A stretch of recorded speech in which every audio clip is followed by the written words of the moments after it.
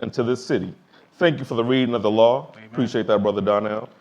And as stated, like I said, my name is Brother Jared, and today's lesson is the church that is at Babylon, the epistle to the Romans. The church that is at Babylon, the epistle to the Romans. What I really want to do, because I really could have condensed it into one, but this is going to be a two-part lesson. But I really need to give people the foundation of what's going on, so that way when they run into some of these scriptures in the New Testament, they understand what's going on. This is the church that is at Babylon, the epistle to the Romans. And what we're going to do is we're going to start this in Deuteronomy 32. The reason why we're going to go to Deuteronomy 32, this is what's called the Song of Moses. We aren't reading this in its entirety, but we're going to read portions of this to understand what the Lord is conveying to the children of Israel before Moses dies. He even tells you what's going to happen in the last days back in this chapter. Deuteronomy 32. This is the 5th book of the Bible, one of the writings of Moses.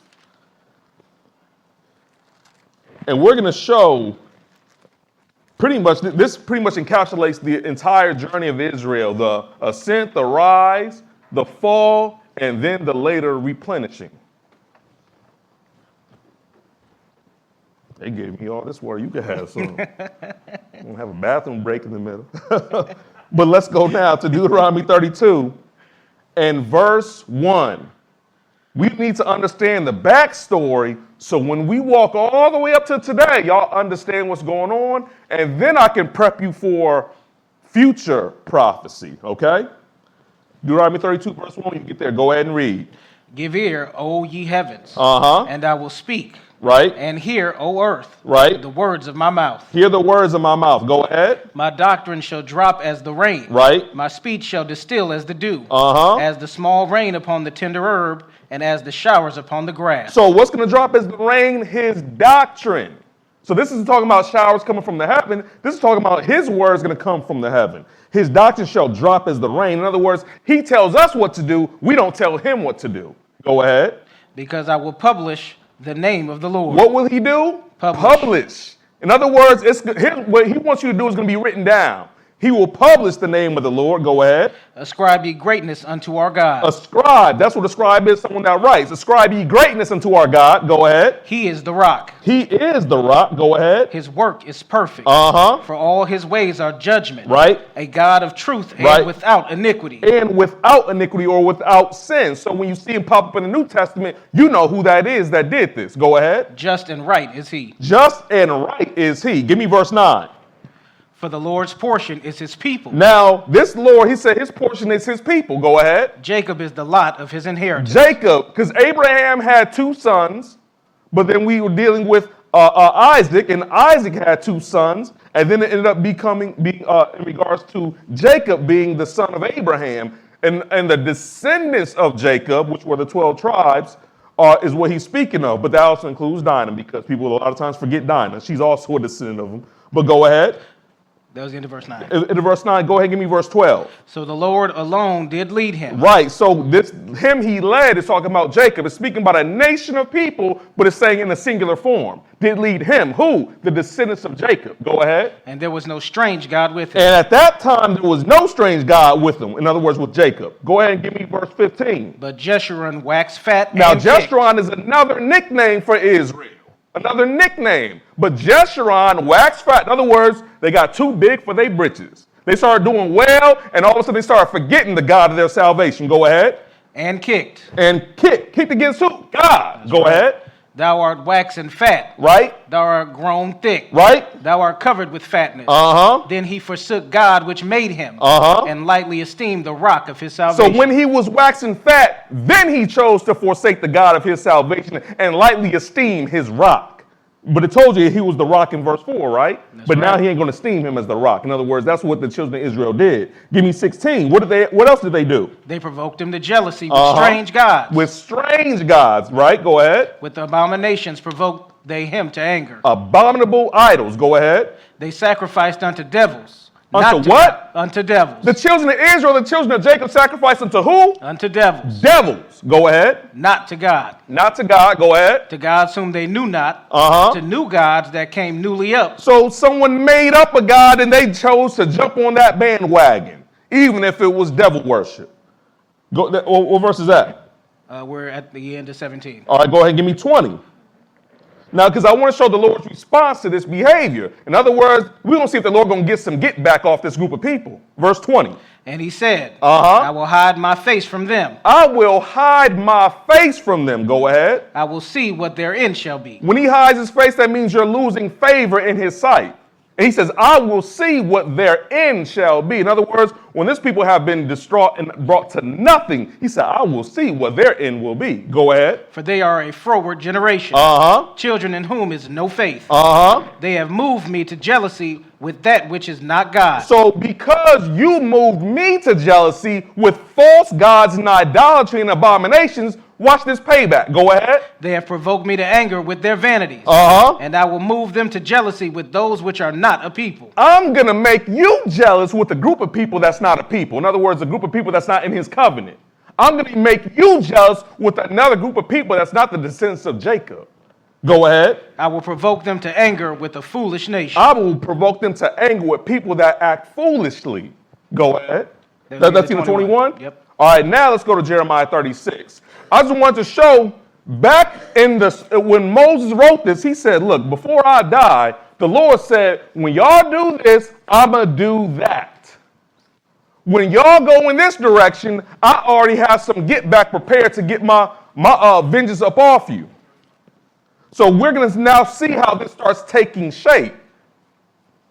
But you know what they say, if you want to hide something from us, put it in a what? In a book.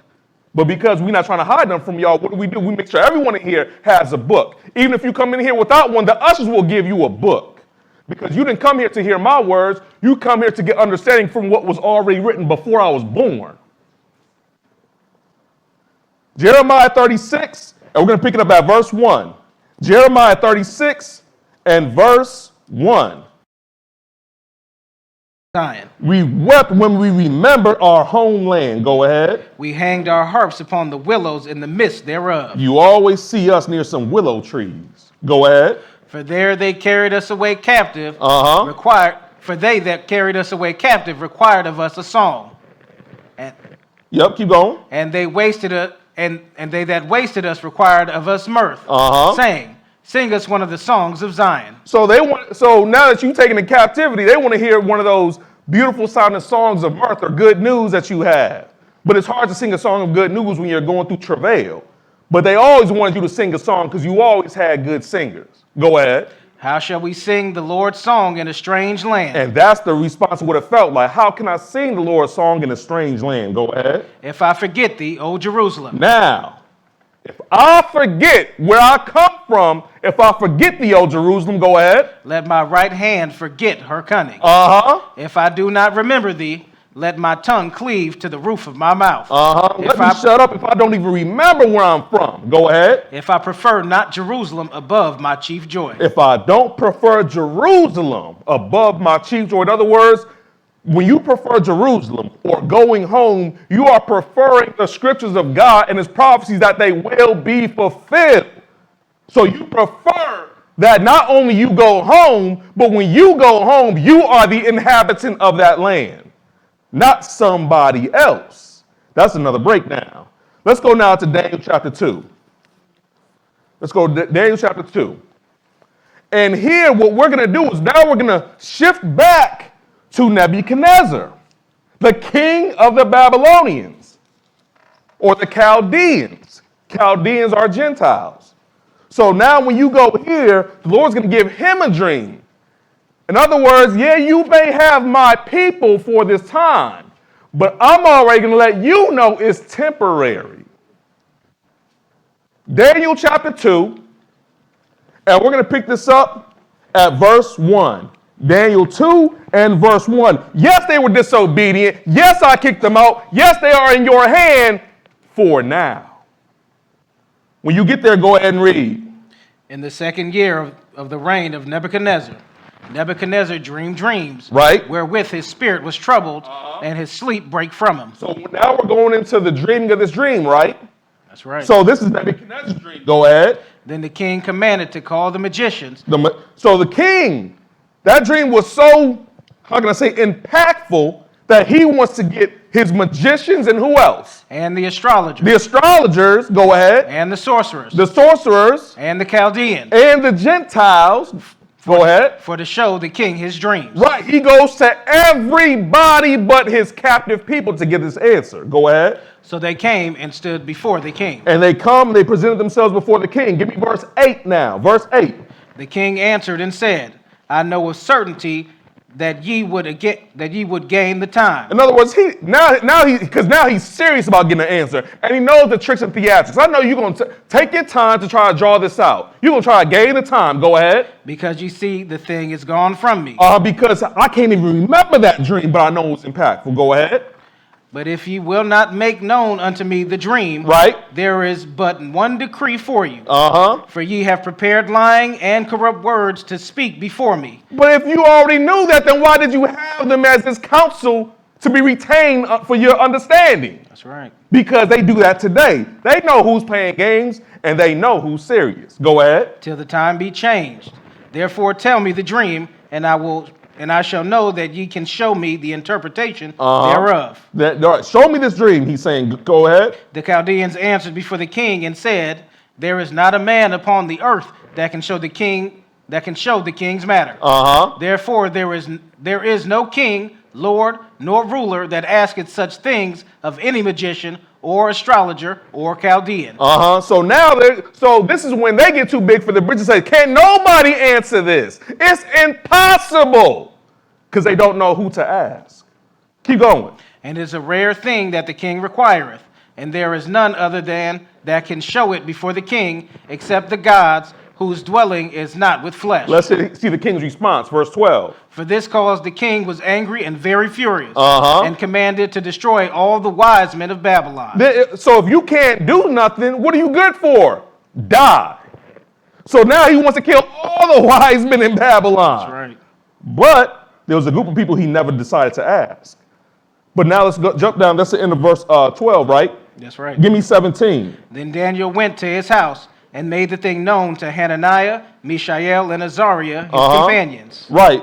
Shadrach, Meshach, and Abednego, that was the original Hebrew names. So then, because Daniel was like, hey, why is it so hasty? And the guard let him know. He said, give me some time. I'll get the king an answer. So he goes and gets 3 other Hebrews, and they now are getting ready to call on God for this answer. Go ahead. That they would desire mercies of the God of heaven concerning this secret.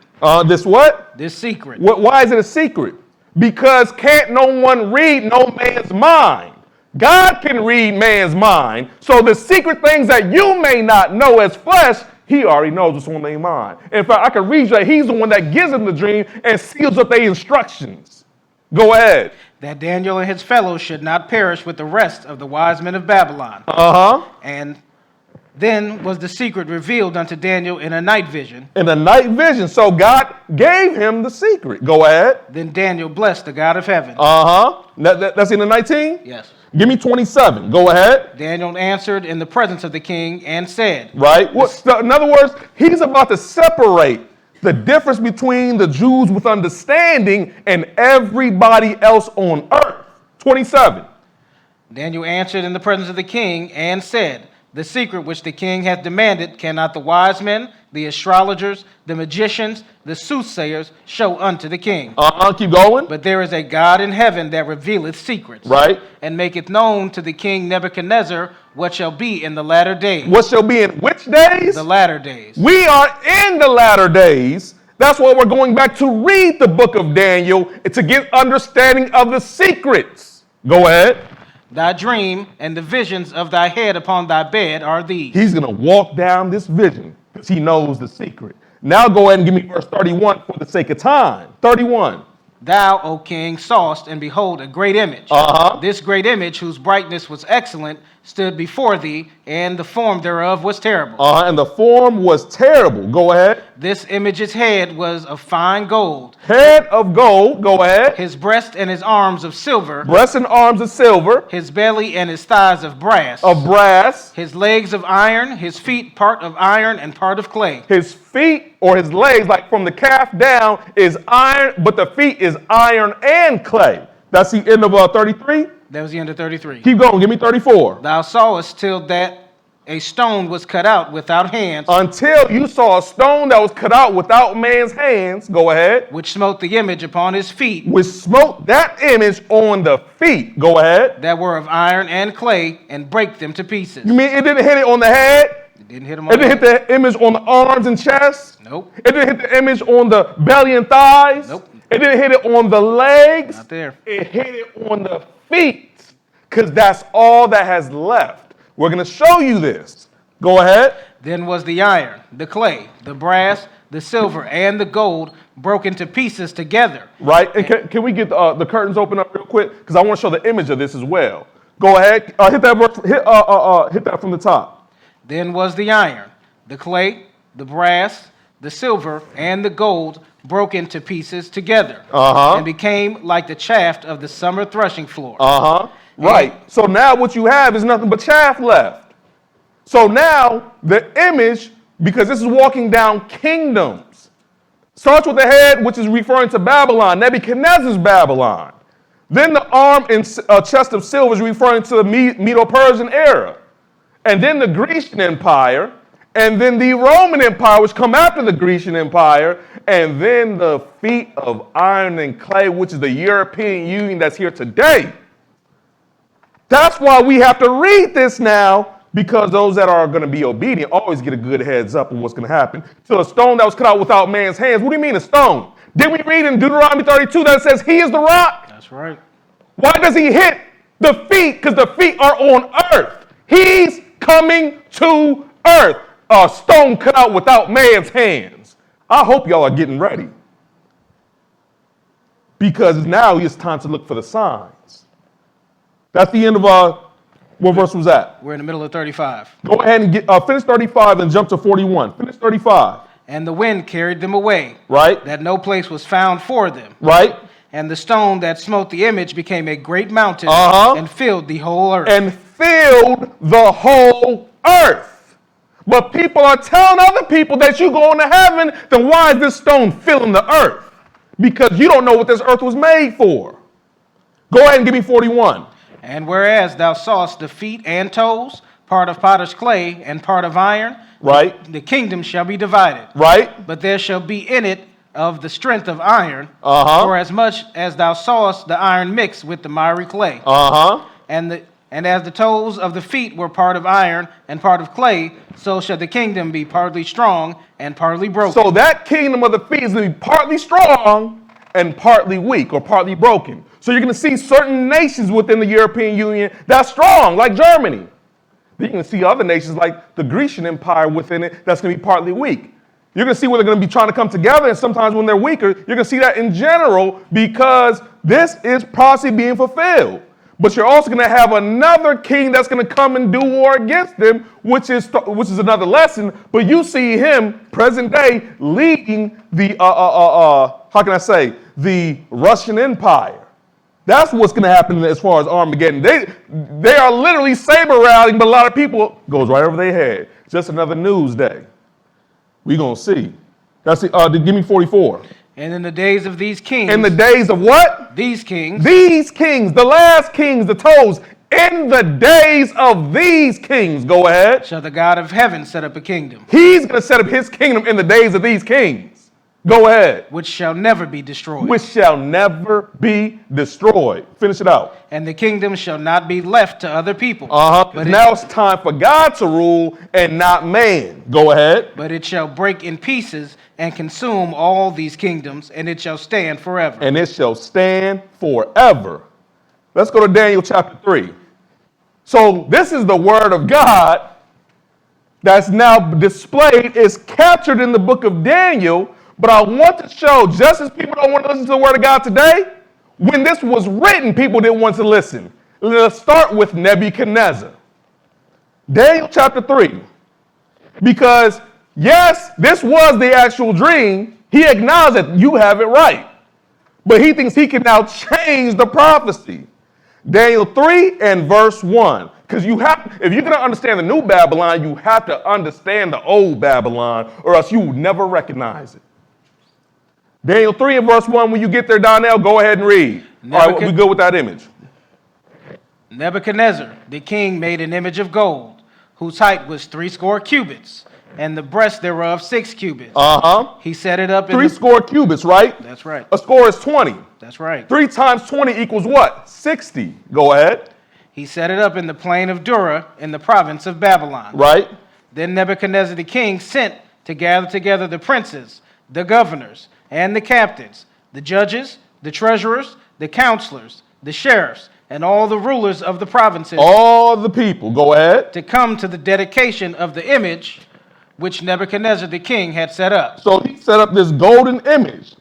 Go ahead. Then the princes, the governors, and captains, the judges, the treasurers, the counselors, the sheriffs, and all the rulers of the provinces were gathered together unto the dedication of the image that Nebuchadnezzar the king had set up. Right. But why is he setting this image up?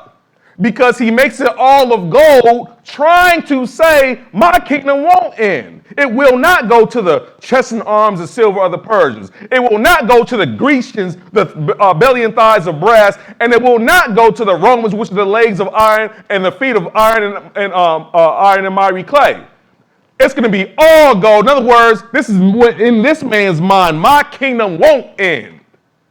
Go ahead. And they stood before the image that Nebuchadnezzar had set up. Right. Then an herald cried aloud, To you it is commanded, O people, nations, and languages, that at what time ye hear the sound of the cornet, flute, harp, sackbut, psaltery, dulcimer, and all kinds of music, ye shall fall down and worship the golden image that Nebuchadnezzar the king had set up. So now they're going to say, when you hear these 6 instruments, so remember, it's 60 cubits tall, 6 cubits wide, the breadth, and 6 instruments. That is the clue of the 666 that we will show in the part 2 of this lesson.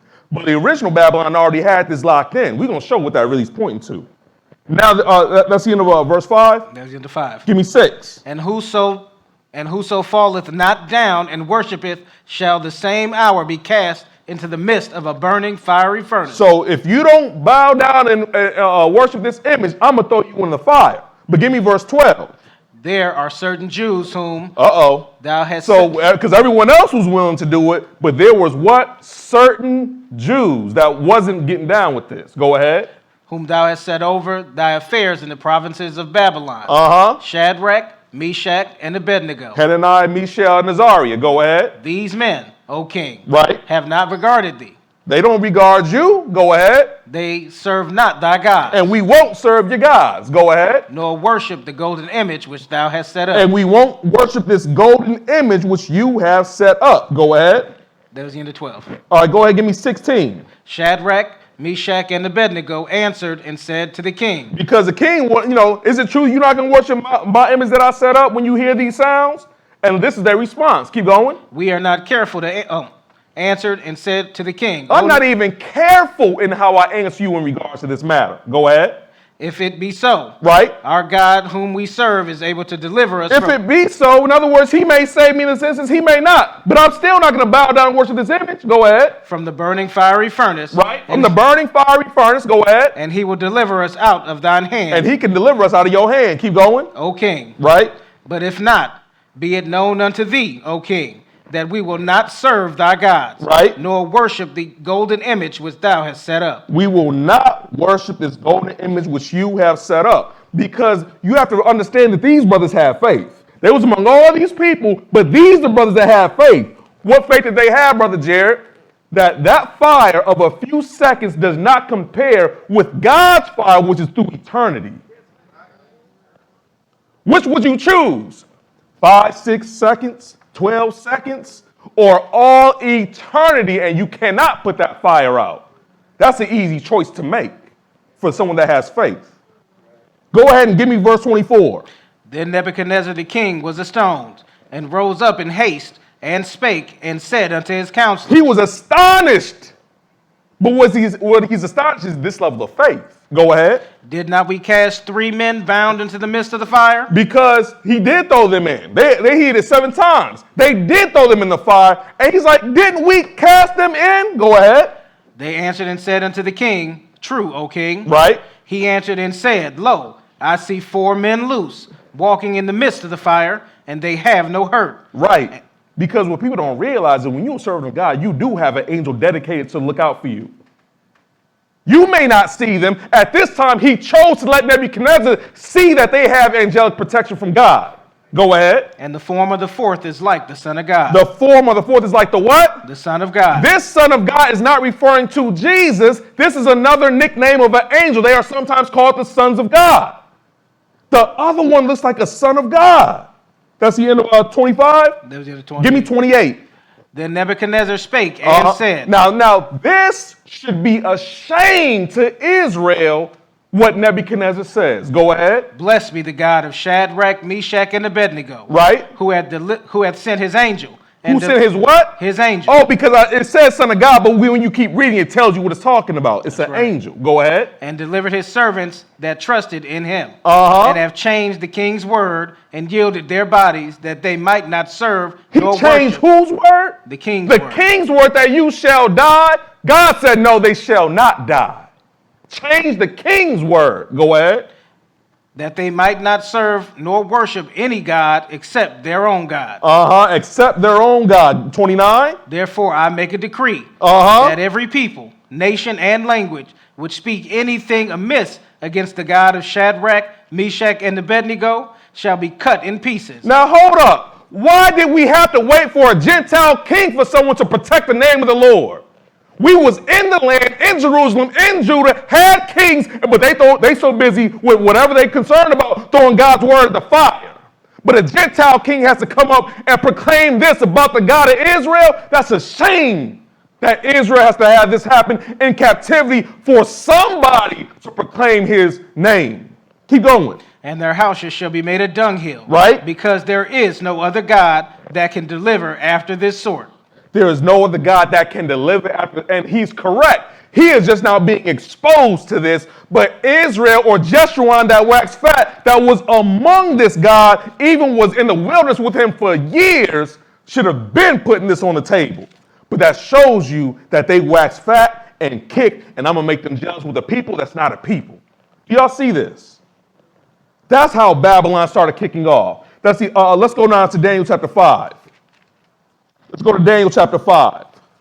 Because in Daniel 5, what you're going to see is after that Nebuchadnezzar had died, his son or grandson had reigned in his stead, but had, started going and trying to mix paganism with the living God that now Nebuchadnezzar actually respects. Daniel 5 and verse 5, when you get there, go ahead and read. In the same hour came 4 fingers of a man's hand, and wrote over against the candlestick upon the plaster. Why did fingers of a man's hand come? Because he was literally worshiping gods of wood and stone and earth that's made up with the vessels that came out of the actual temple of God.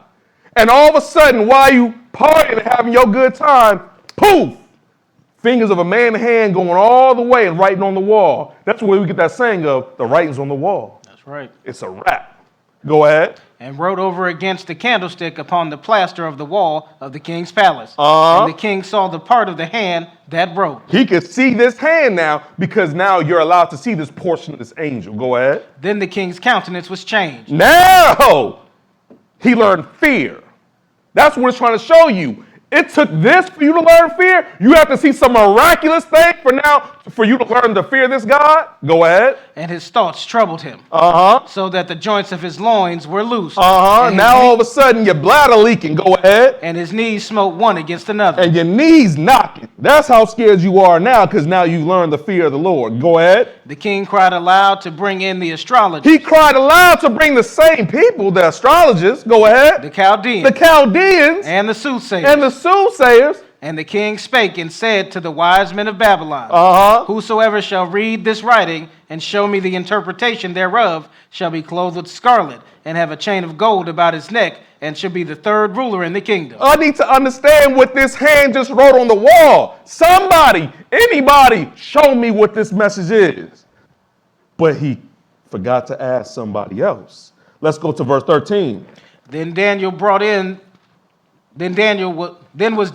in before the king. Because someone gave him some advice. Well, there is someone you can actually really ask. Like your father didn't know something and he knew who to ask. Go ahead. And the king spake and said unto Daniel, art thou that Daniel, Right. which are of the children of the captivity of Judah, Right. whom the king, my father, brought out of the Jewry. Just see, that pride has to kick in a little bit. He can't just ask him a question. Aren't you the one that my father brought in out of the Jewry? In other words, weren't you a captive of our kingdom? That pride's still there, but go ahead. I have even heard of thee, that the spirit of God, of the gods is in thee, Uh-huh. and that light and understanding and excellent wisdom is found in thee. Now, I've heard that you have some insight. Give me verse 17. Because he offered him all these carnal gifts, but let's see Daniel's response in verse 17, because the true man of God ain't in this for the money. That's why no one at the Israel of God gets a paycheck. We do this for the same salvation that we want you to get. 17.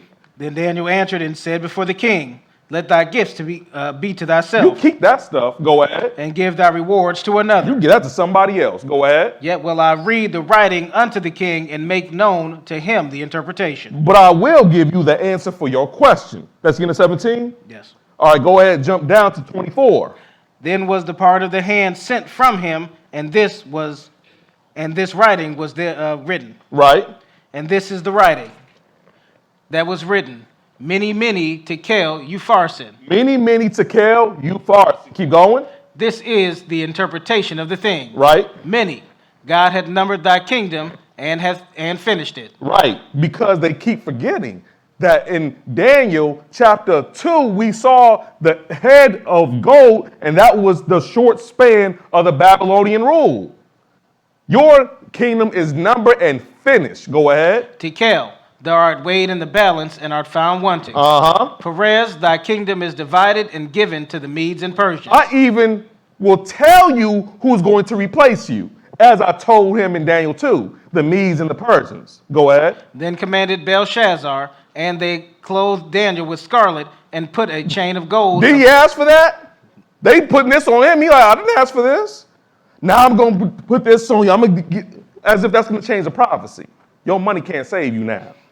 Go ahead. And put a chain of gold about his neck. Right. And made a proclamation concerning him that he should be the third ruler in the kingdom. Uh-huh. So you're going to make him the third ruler of a kingdom that's about to finish right now, tonight.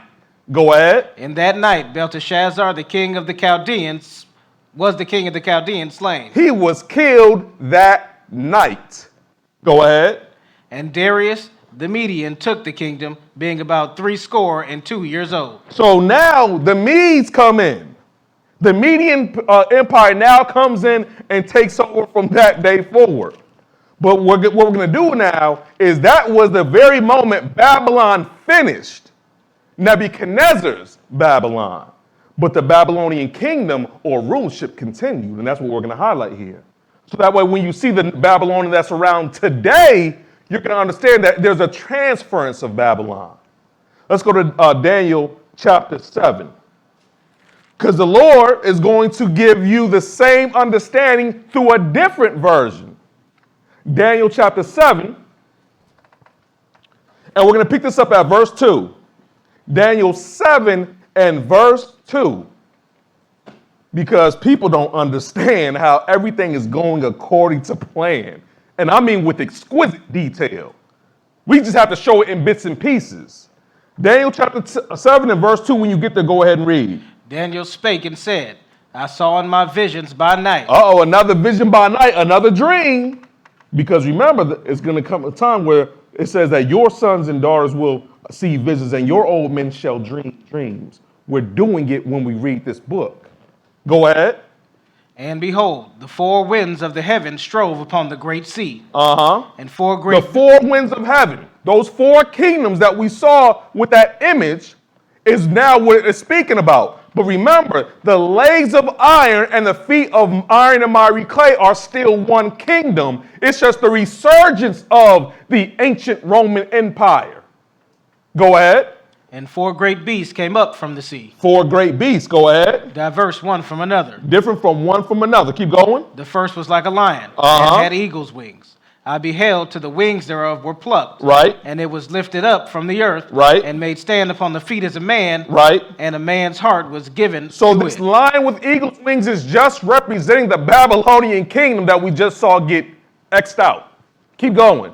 And behold, another beast, Another beast, the one that's going to come after it. Go ahead. a second, like to a bear. Right. And it raised up itself on one side. Right. And it had 3 ribs in the mouth of it, between the teeth of it. And they said, So this bear is still around. That's why they say don't mess with Russia or don't mess with the bear, because they still hold that symbolism. Go ahead. and they said thus unto it, Right. Arise, devour much flesh.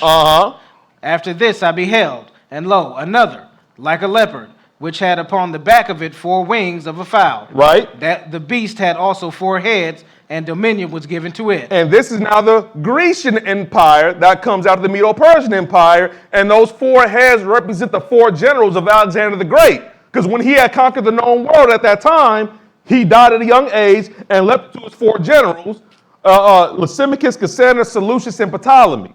Go ahead. After this I saw in the night vision, and behold, a fourth beast. The 4th beast that comes after the Grecian Empire. Go ahead. Dreadful and terrible, and strong exceedingly. This one is different. This one is strong exceedingly. Go ahead. And it had great iron teeth. Right. It devoured and brake in pieces. Right. And stamped the residue with the feet of it. Uh-huh. And it was diverse from all the beasts that were before it. This one's going to be different from all the other beasts of your captivity. Go ahead. And it had 10 horns. And it had 10 horns. It had great what teeth? Iron teeth. Because it's matching with the iron of legs of iron and feet of iron and miry clay. It's showing that this is the same beast or same empire. Give me verse 13.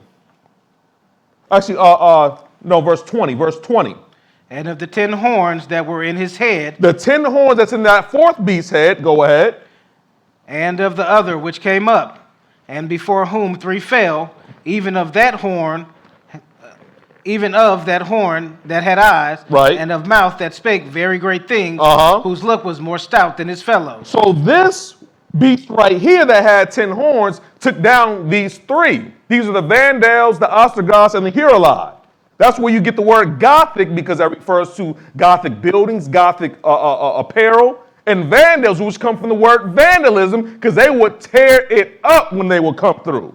So these 3 warring tribes fell from this one horn that would come up. Go ahead. I beheld, and the same horror made war with the saints. Right, because that one horn is not part of the 10 horns. This horn is more stout than his fellows. This is a religious horn.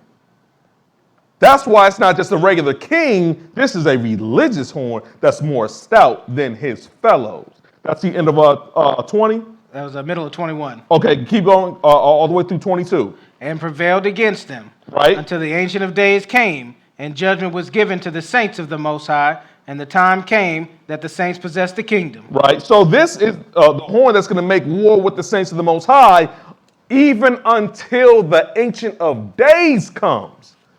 And that hasn't happened yet. So we know that this horn is still around. But now let's go to Daniel chapter 9. Daniel chapter 9, because remember, Daniel is a prophet. He doesn't understand everything he's speaking about or he's dreaming about, but he at least is praying to get understanding for what the Lord is going to allow him to see.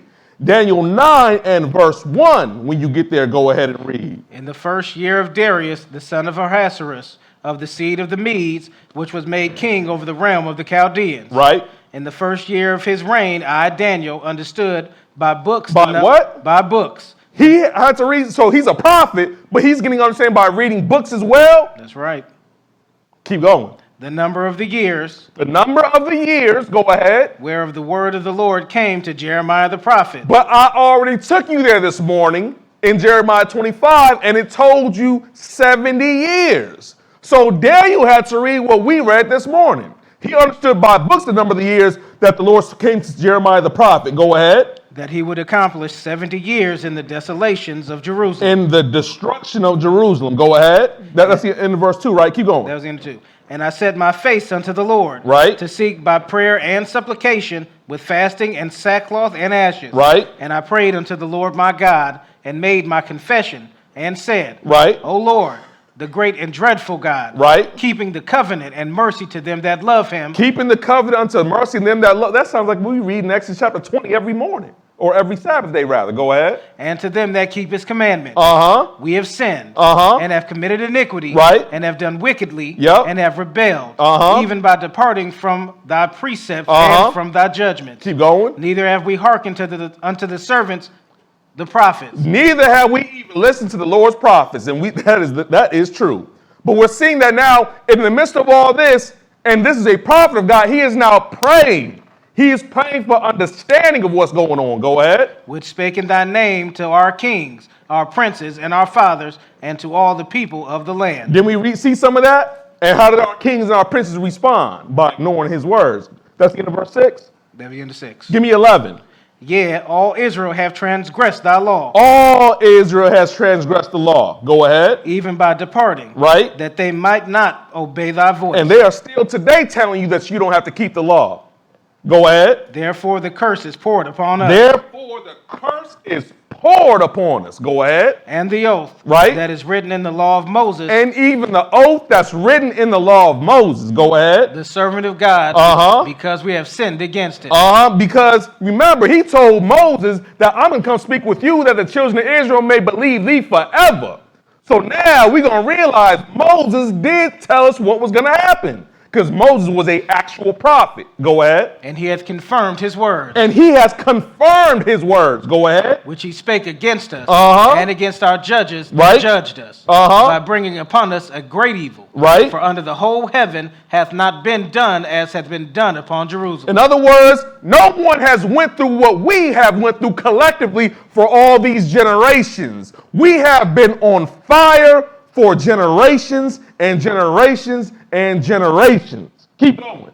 As it is written in the law of Moses, all this evil has come upon us. Go read Leviticus 26. Go read Deuteronomy 28. Go finish Deuteronomy 32 and see if that's not the Cinderella glass slipper that fits you like a T. Go read that on your own time. I can make a whole lesson about that. I'm just saying he has confirmed it, and it's all written in the law of Moses or foretold by Moses. Go ahead. Yet made we not our prayer before the Lord, our God, that we might turn from our iniquities and understand thy truth. So that we might turn from sin and finally get some understanding. Go ahead. Therefore hath the Lord watched upon the evil. Therefore has he did what? Watched upon the evil. He watched upon the evil. In other words, it's like he see you, he see the evil. Come on, they right over there. Come on, right over there and get them. He has watched upon the evil. Go ahead. And brought it upon us. And brought it upon us. Go ahead. For the Lord our God is righteous in all his works which he doeth, for we obeyed not his voice. Because we are the ones that didn't listen. Jump down to verse 20. Verse 20. And whiles I was speaking and praying. Now, because that's a righteous prayer.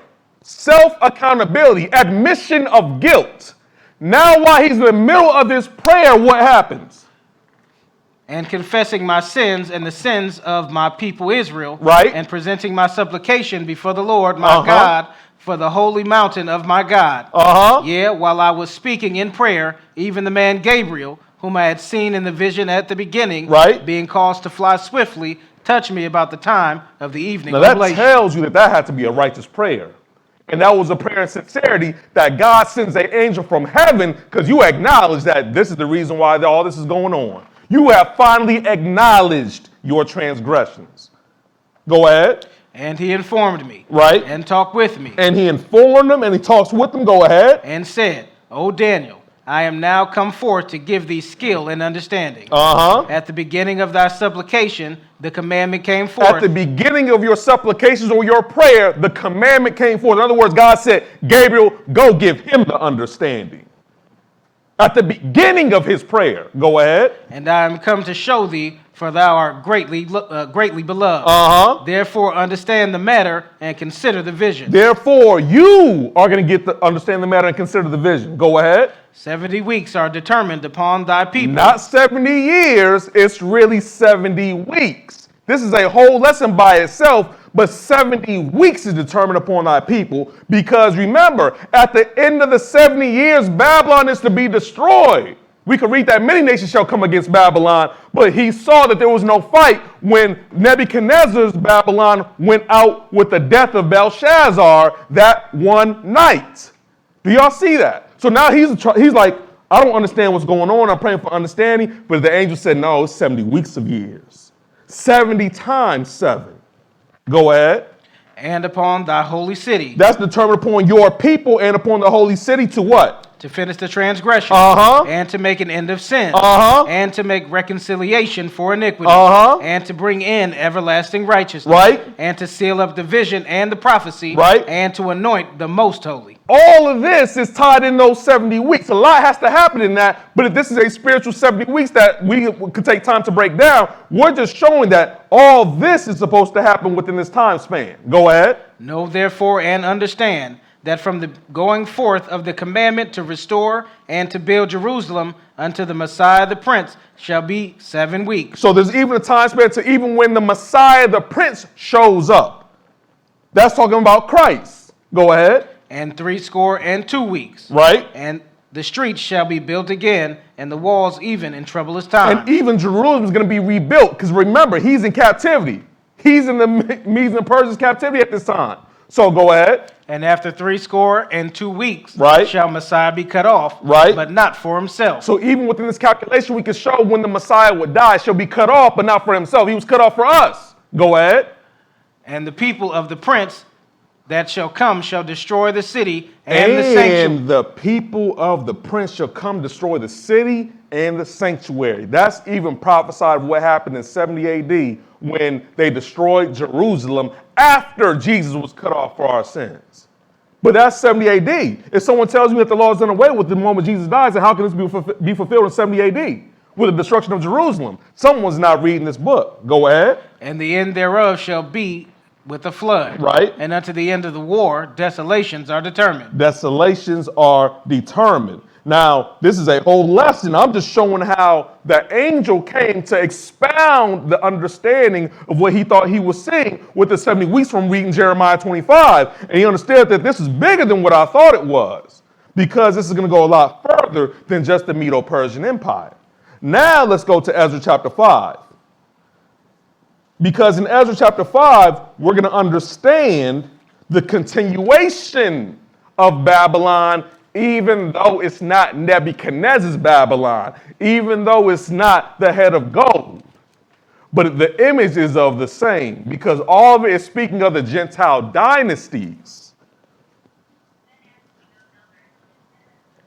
Ezra 5, and we're going to pick it up at verse 9. Ezra 5 and verse 9. When you get there, go ahead and read. Then asked we those elders, and said unto them thus, who commanded you to build this house and to make up these walls? Because there were some Jews that was let back, around 42,000 that were allowed to go back to the land to rebuild the temple, because Solomon's temple was destroyed. So now they're asking, who let you come back home and rebuild this? Go ahead. What verse you at? Verse 10. All right. We asked their names also to certify thee, that we may write their names of these men that were the chief of them. Keep going. And thus they returned us answering, saying, we are the servants of the God of heaven and earth, right, and build the house that was builded these many years ago, which a great king of Israel builded and set up. That was Solomon. Go ahead. But after that our fathers had provoked the God of heaven unto wrath, right, he gave them into the hand of Nebuchadnezzar, the king of Babylon, the Chaldean, who destroyed this house and carried the people away into Babylon. So because the people provoked the God into jealousy, the house was destroyed. Go ahead. But in the first year of Cyrus, the king of Babylon. The first year of Cyrus, the king of who? The king of Babylon. But this is talking about the Medo-Persian Empire, their rulership, but he's called now the king of Babylon. You have to understand this thing continues. Go ahead. The same King Cyrus made a decree to build this house of God. Keep going. And the vessels also of gold and silver of the house of God, which Nebuchadnezzar took out of the temple that was in Jerusalem, and brought them into the temple of Babylon. Those did Cyrus the king take out of the temple of Babylon, and those were delivered unto one whose name was Sheshbazzar, whom he had made governor. So now they even took out the vessels, or those for the ministry from the temple, because Nebuchadnezzar had them locked up. But when you take over Nebuchadnezzar's kingdom, everything that he has, you have, including the people of Israel. So now they even start bringing those out that are going to go into the into the rebuilt temple that they're starting to build. But I just want to show here that the king of Babylon is not Nebuchadnezzar and it's not Belshazzar. It is now someone from the silver chest and arms of silver, rather. It's now a new kingdom, but they carry that title. Now let's go to Daniel chapter 10. Because what I need to do now is pull back the veil behind the flesh and show you who's really moving behind these kingdoms. Daniel chapter 10. We're reading a lot of Daniel today, and I'll show you why. Daniel chapter 10. Because if someone comes and just only reads you the new book, and you don't never understand anything from the old, you will never understand the roof that the house is built on. But the point here is to show you what's back there, so when you run into something in the new, you have understanding what it's talking about and the roots that it comes from. Who goes into a movie and starts watching the movie halfway through and think that they know everything that's going on? No, you start at the beginning. If you like me, you even go watch the previews. So you have to go watch the beginning so that way when you run to the New Testament, you actually know what it's talking about.